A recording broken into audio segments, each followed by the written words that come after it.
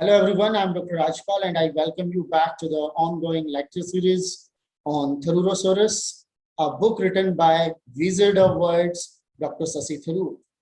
So the first word was agathocological, the blending of good and evil.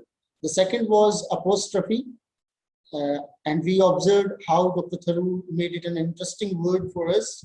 The third was aptagram, and now the fourth word that I'm going to take up for discussion in this video is authorism. So let's go with the previous pattern, and I share the PPT with you, consisting of interesting, precise content. So this is how the creation of our author's mind being reflected through this cartoon. So authorism is a noun, a word, phrase, or name created by an author which passes into common uses. So the creation of a writer or an author that becomes predominant in normal uses, in common uses, and that becomes authorism. So the first uses of the word, the works of Shakespeare include hundreds of authorisms. And here I would like to point out that some critics, particularly diction, says that Shakespeare gave 17,245 words, which were never heard before him. And these words were in common uses after being used by William Shakespeare in his plays and poems.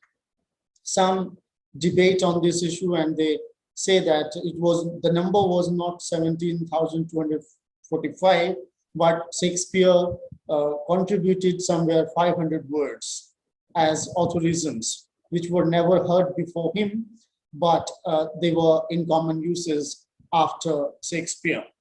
So whatever might be the historical truth behind it, but when we think of authorism, Shakespeare is one of the uncrowned king of authorism.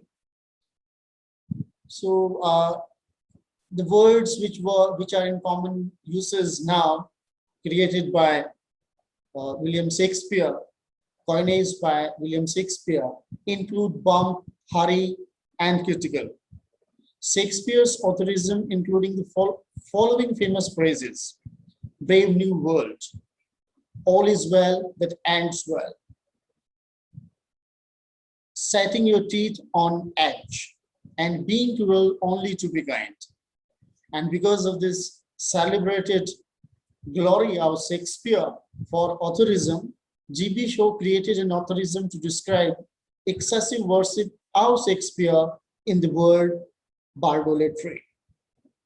And as far as another writer, another poet, author of great significance in regard to authorism was Milton, and that's why Shakespeare meets the toughest competition at the creative hands of John Milton, who gave 630 new words, including earth-shaking, love lone, a person who is unhappy because the person you love does not love you. Fragrance, by hook or crook, by any means.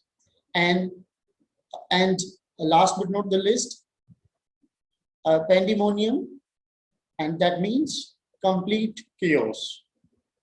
George Orwell also popularized Big Brother as a term to describe a totalitarian dictator. To the more specific, doublethink and newspeaks, which anticipate the post-truth and fake news of our times. So this is in authorism.